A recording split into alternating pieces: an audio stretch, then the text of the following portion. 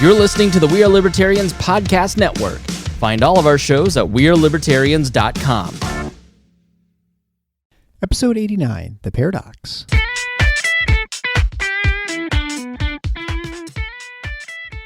Welcome to The Paradox with your attending, Dr. Eric Larson.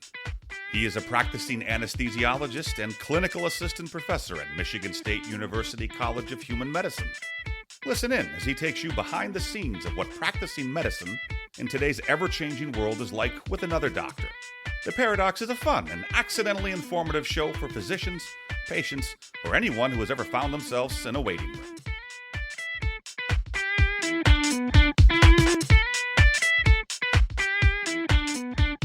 Welcome to The Paradox. I'm your host, Dr. Eric Larson. Thank you for joining me as we explore the U.S. medical system in a fun and informative format through expert analysis. Today's expert is Dr. Brad Younggren. Dr. Younggren is the Chief Medical Officer of 98.6, which is a virtual, text-based primary care service that is now available in all 50 states. It's yet another example of innovative ways people are delivering care within the framework of our relatively confusing healthcare system.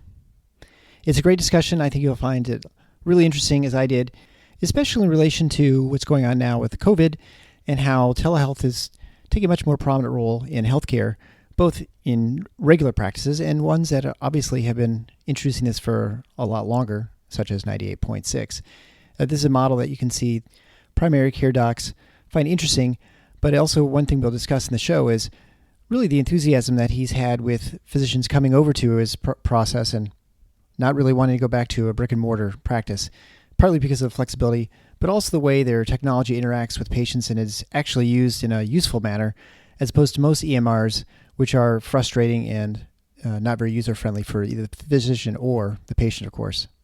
In other news, you can find me at the Top 20 Physicians Podcast site at blog.feedspot.com/physicianspodcast. And lucky for you, that link will be included at the show notes page at theparadox.com/089.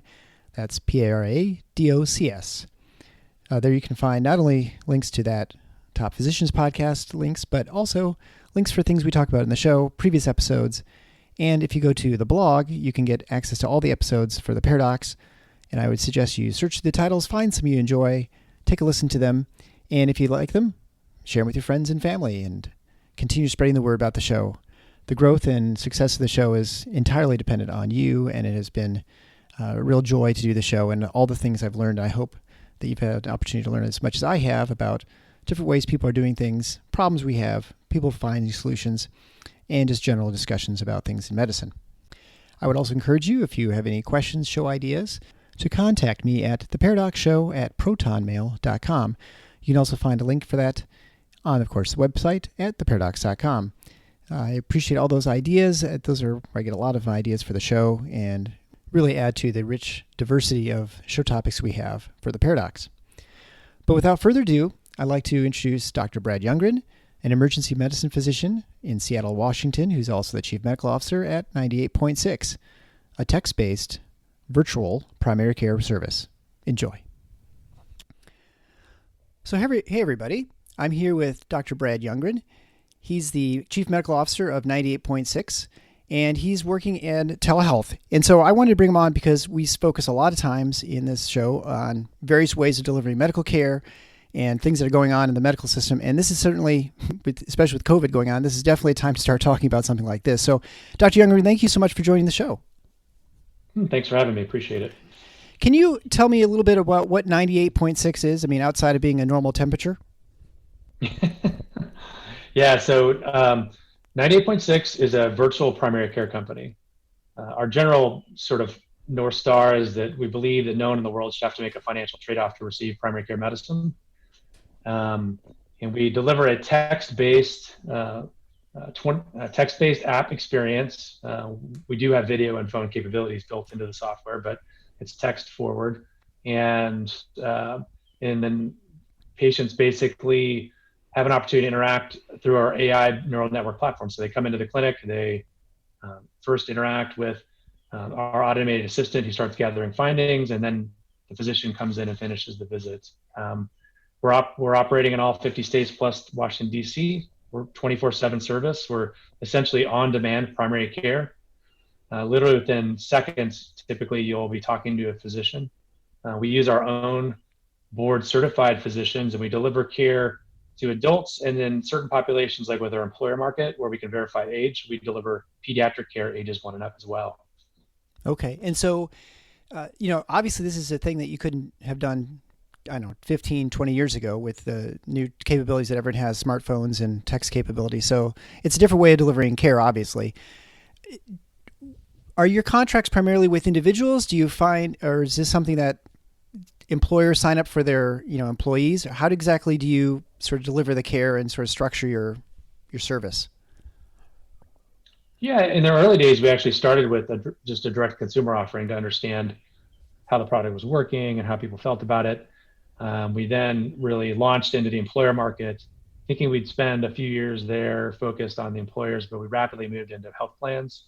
Our pillars are really around cost, quality, access, and system integration, and that resonates really well with the health plans. So we've been working in a variety of capacity with health plans to deliver virtual primary care. We also work with Sam's Club on a subscription buy-up program through Sam's Club. Okay. We have a vertical where we actually work with universities to provide the service to university students. And then we also have been working with health systems most recently to sort of really displace traditional analog telemedicine options, which have had mixed success in terms of patient satisfaction, and replace it with virtual primary care. Yeah, I mean, I found it very interesting. Whenever I see AI, I never really know what that means because it can mean all sorts of different things, right? When you add artificial intelligence, and it sounds like, at least your service, you have a lot of that initial sort of gathering information from patients. And this is one where actually the physician sees, because I feel like a lot of times when I go in an AI system and say, I call the cable company, I end up giving the exact same information again to the person when I talk to them live. And so I've actually gained nothing by giving my account number and all those sorts of things. It feels like you're doing things twice. How do you set this system up so it actually is, I guess, more helpful and efficient for both the patient and the physician? Yeah, I think, we're a virtual primary care company. We deliver care.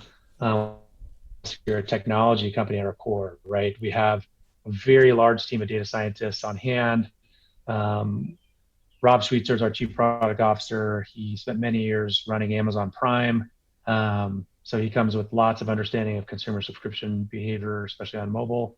And so we can really marry those experiences and expertise to deliver kind of what you said, which is it's about the delivery of care, but it's also about the patient experience through that delivery. One of the things that is really unique about 90.6 is our entire platform is homegrown. From the beginning, we made the investment in building an AI platform that not only interacts with patients, but interacts with physicians. It's not a symptom checker that essentially delivers a list of possible diagnoses. There are certainly those in the market, but we're actually interested in building a technology platform that assists in the practice of medicine. And so from the beginning, our perspective and approach has been fundamentally different than most others. There's obviously a longer road with that, a deeper investment that has to come from the perspective of understanding physician decision-making or whatever sort of area of AI you would want to talk about. It's really not just about the patient experience as it relates to AI. It's also about the physician experience. We honestly weigh those equally. Yeah, I mean, that's one of the things we talk about on the show is the frustration physicians have, especially interacting with technology, when it comes to either in the office or in the hospital, the computer aspect of things oftentimes gets in the way of the care of the patient. You're staring at a screen. You're not really, providing or getting that sort of interaction and that rapport and that relationship with the patient that you normally would, in a normal office setting with a piece of paper. And that's always, and that you find you're spending a lot of time in technology that is not helpful, and you're just, filling boxes and things like that. Sorry, no, I was just going to say, as an emergency physician by background, I remember when an article came out a couple of years ago that described, if you text the labs to the emergency physician, it changes their workflow in the ER. And it's like, well, of course it does. Like, physicians welcome technology that's actually built to make their lives easier. And that's kind of what I was alluding to, which is, we look at, just like we would look at a net promoter score or tools that we evaluate the patient experience, we have our own physician experience metrics that we look at. And we care deeply about those because we want we want the physicians to feel like they can be heard. And it gets into where I think you were going, which is that the physicians, by being members of 98.6, fully employed members of 98, we give them all of time to activities, all of them. And because we want them doing a large volume of peer-to-peer chart review, because we're pushing the margins of what virtual care is. And we also want them to participate in building the AI, recruiting, whatever other aspects. And they love that. So they're not a locum tenens physician working for 10 companies. They're 98.6 and 90.6 employees with benefits, equity in the company, and most importantly, a say in what we're building. Yeah, I mean, I think that's the problem, right? Is you have to try and get technology that actually is helpful. The reason people text is not because people say we need to text. It's because it's helpful. It's easy to send information without getting on the phone and getting someone to answer the phone and things like that. I remember when I first thought of texting with my wife, I thought, what's the point? Why would I want to text it? It doesn't make any sense until you're out and you realize I just need to ask, do I need to get eggs when I'm at the store or something like that, where you don't actually need to have a whole long phone conversation, and suddenly texting becomes very, helpful. With your employees, they're all physicians, it looks like, and you've got a fairly large crew. You mentioned before we came on that you actually you actually do shifts with real people. I mean, I shouldn't say that. That's the wrong way to put it. But with people who are physically in front of you as opposed to virtually. Do most of your physicians, do they work both through 98.6 and then also in a sort of physical presence as well? No, the vast majority of them actually just work full-time for us, have left brick and mortar practice. What's interesting about it, and we've been seeing patients since 2017 actively in our clinic, is obviously we were curious and look closely at what's the physician satisfaction around the care delivery mechanism. And generally speaking, they're getting time to actually connect with patients, and they're not worrying as much about documentation or gathering findings because the AIs and the technology is assisting them in it. So they're actually connecting and doing what they love, which is diagnosing and treating. The other interesting thing that I honestly didn't really anticipate, what we've seen is we've built a community that the physicians spend so much time helping each other out. Even if they're not on shift, they'll be in the clinic virtually, and people will be asking advice about cases and what I've heard from primary care docs is, when they get segmented into a part of a brick and mortar clinic, they can really go a full day without actually talking to other physicians. Sure. Yeah. Right. And so they really lost that collegial nature of the practice of medicine, which we all love. And so there's this other feature, which is we've really brought that back for them and given them space to, not only build the practice together, but then just talk about what's going on a day-to-day basis, which they really love. One of the things that, obviously, I'm guessing one of the major complaints you get with any sort of virtual care is that it's actually not physical care. It's not in the same room. You can't, from a physical diagnosis or physical examination, obviously, it's much more, it's hard to do.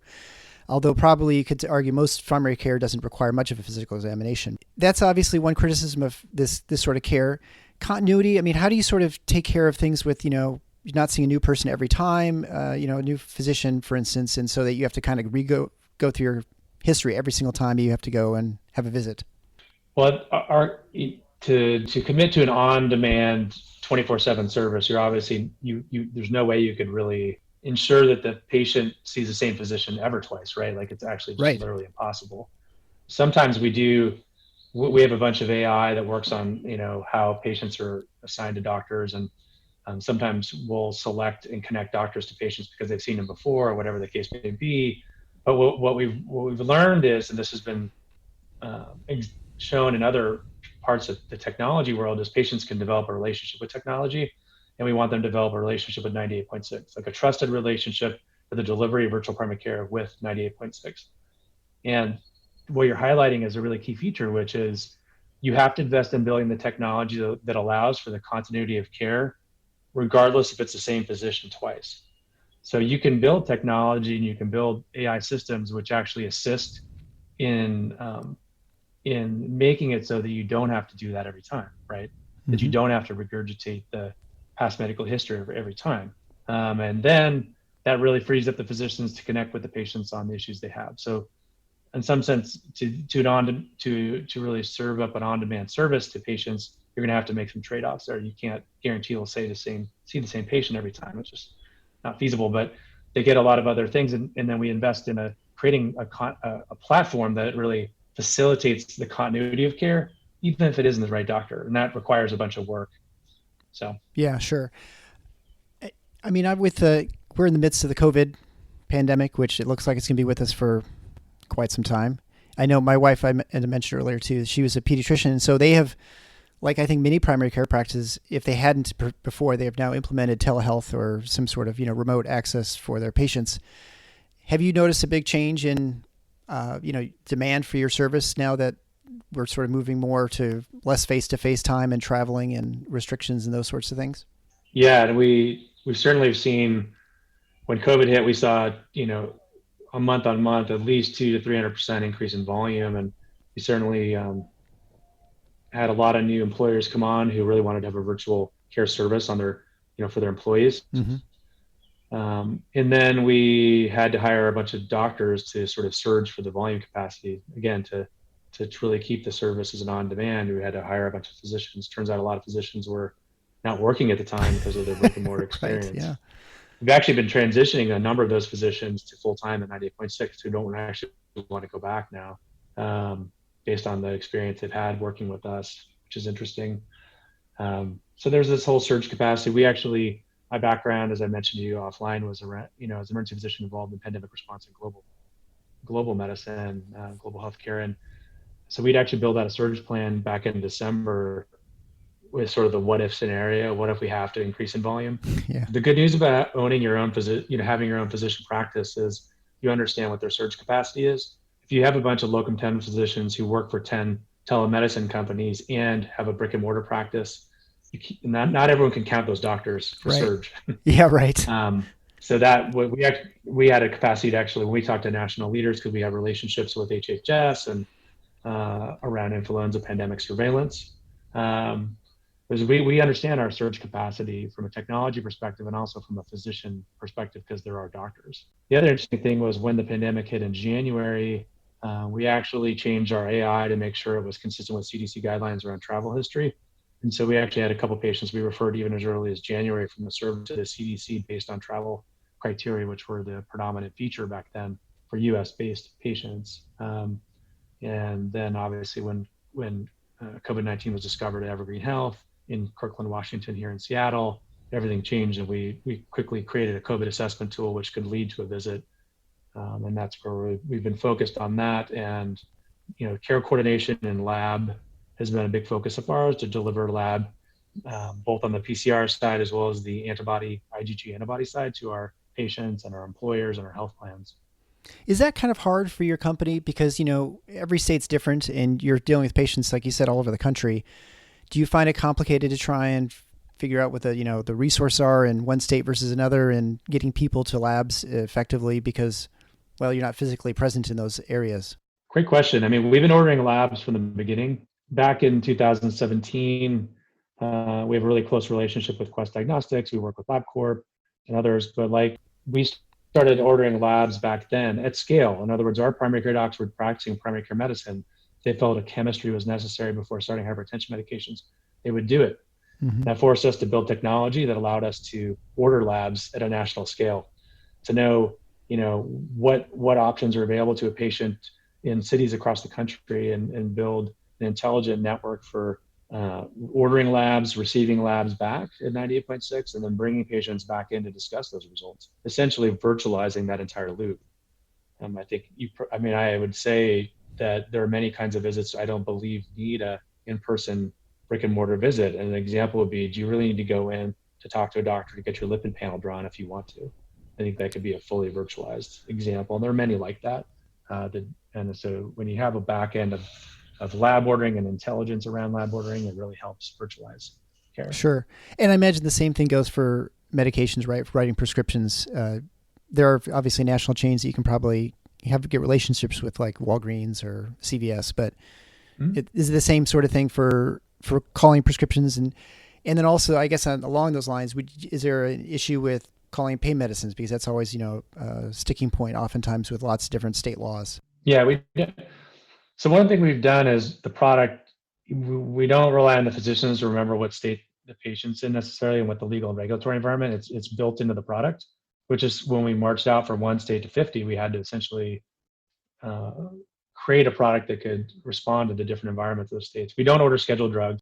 We've taken different approaches with things like pain, like offering cognitive behavioral therapy options and things of that nature, or in-person referrals when it's necessary. Obviously, we'll refer patients in for in-person care when they need an in-person visit. And one of those would be if they really need to get a pain medicine physician or see a brick and mortar subspecialist to get pain medicines ordered. We'll refer them on.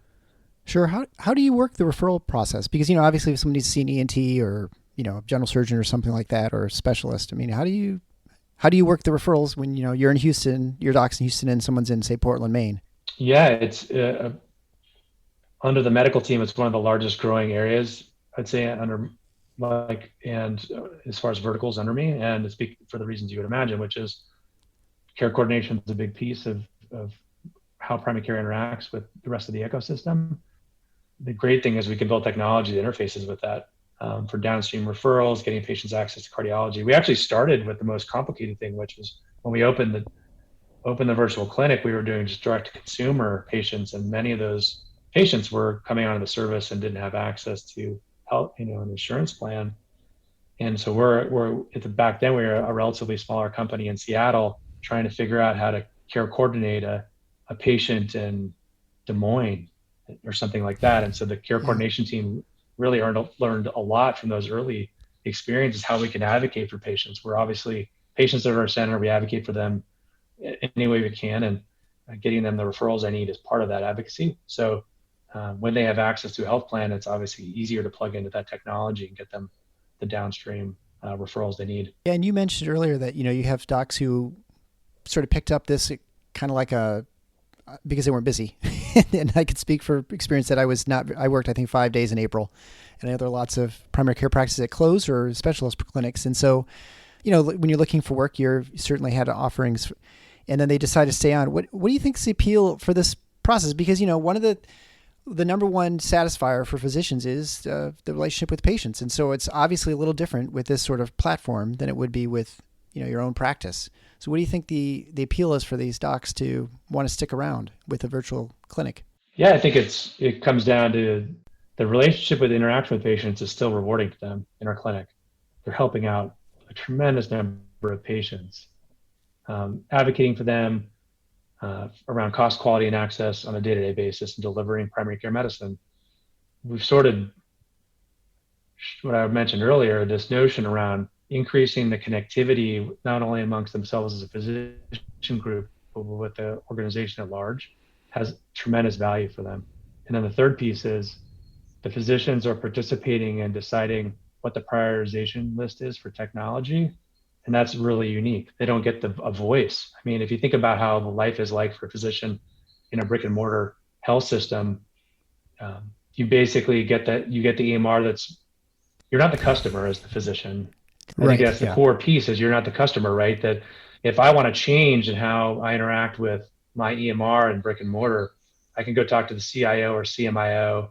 But generally speaking, you don't really have access to impacting change, where like our physicians are feeding daily information back to the product team on features they'd love to see. Hey, in this example, I would have loved to see this different. And so that capacity to participate is really valuable to them. So I think those three areas we've been able to work on: patient-physician relation, physician-physician relation, physician relation with the company at large, to include product development, our key features of what life is like for a physician at 90.6, which is really interesting. Like we literally usually have 150 plus doctors on the front end of the pipeline.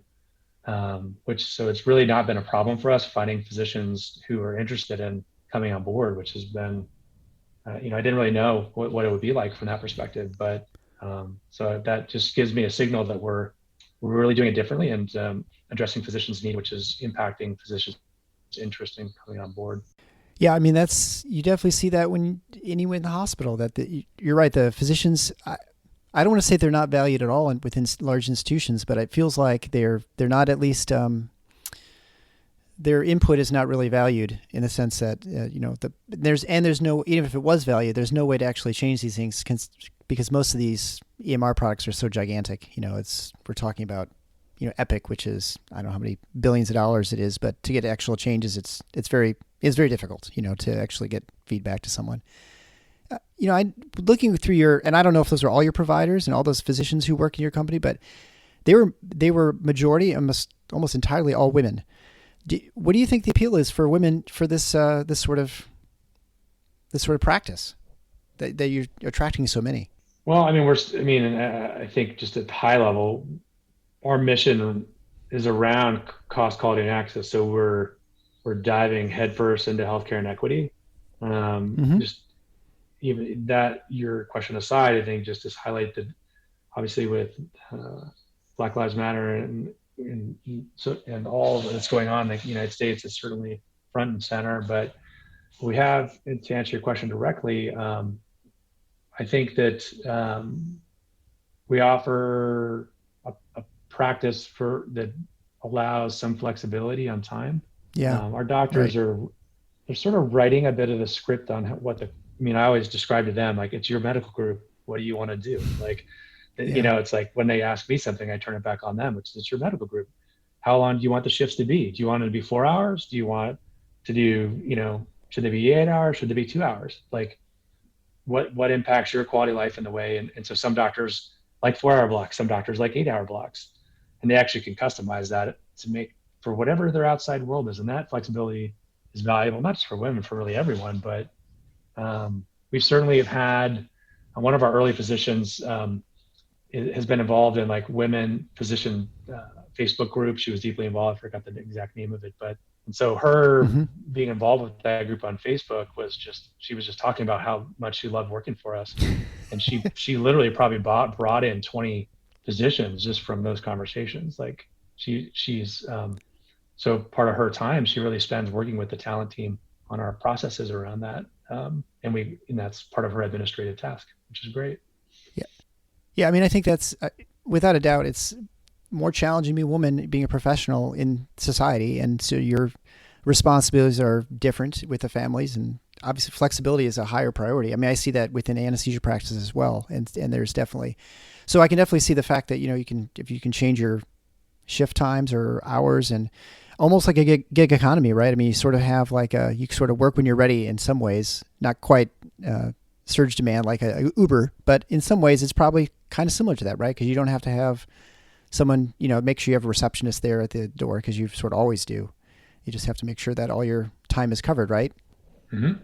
Yep. It's truly their practice to run, as far as that kind of scheduling and so forth. And we give them a lot of clinical operations support, obviously. And since we have our own platform, we have a lot of metrics we can look at, to optimize around the physician experience. So just how big is your company? How many patients do you visit? I'm sure you know the numbers. So how many visits do you do in a year? How many does a person do on an average shift of, let's say, or how many people, I guess, does a physician do on average in an hour? Well, the way we describe it, some stuff we share publicly, some stuff we don't. But what I would say is the technology obviously allows physicians to address a larger population, right? Just that's Sure. one of the aspects. And so we're endeavoring to allow physicians the opportunity to lives of, maybe now we're at 20, 30x, but 100, 500x the number of lives that they can touch through the appropriate use of technology in the delivery of primary care. So that's how we tend to look at it, like what's the equivalent panel size that one of our physicians could support, because that's a number that's talked about in brick and mortar primary care a lot, right? And so we're already accelerating way beyond what a brick and mortar physician could support. And obviously you're in 50 states. What do you see as the next 5 to 10 years of your company? I'm sure you have some sort of plan for expansion or penetration, market share. I think that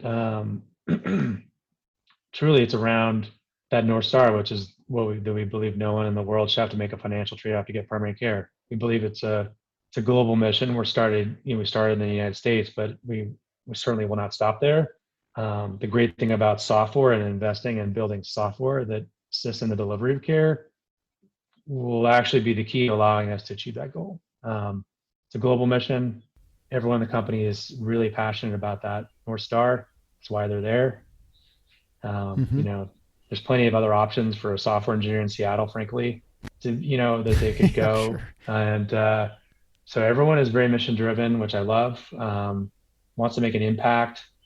Our population health vertical is growing fast.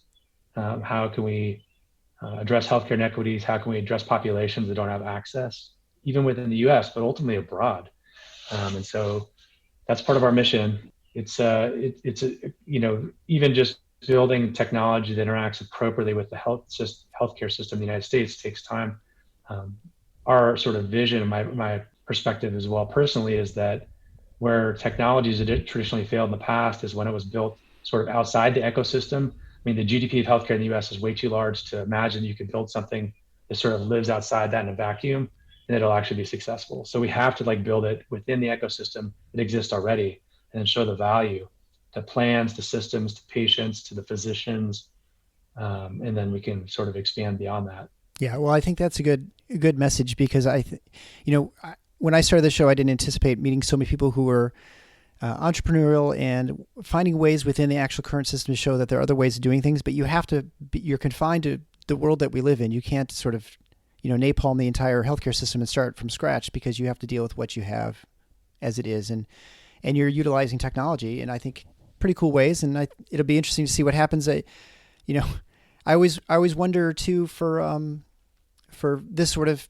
process that you're confined to people who are physicians who are Americans. You absolutely don't have to, right? With this process, you could have people, other parts of the world, deliver care as well. And I imagine that from a company standpoint, you have to decide what your criteria are for hiring and, for providing care. But those are definitely, I'm sure, decisions you guys think about too at times. Yeah.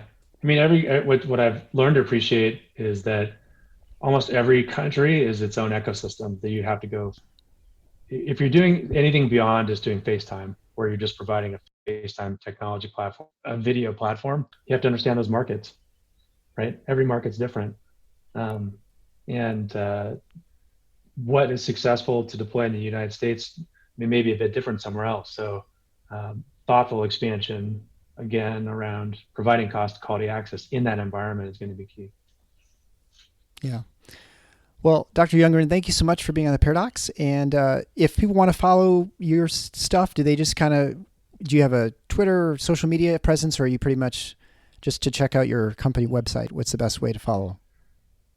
Yeah, I mean, I think 98.6 puts a lot of information on Twitter and Facebook and LinkedIn. I usually drive through that as far as the work that we're posting about. And then certainly can come to the website to see some of the work we're doing and some of the most recent articles that we're talking about. All right. Well, thank you so much for being on. Thanks. I appreciate you having me. Thanks for your time.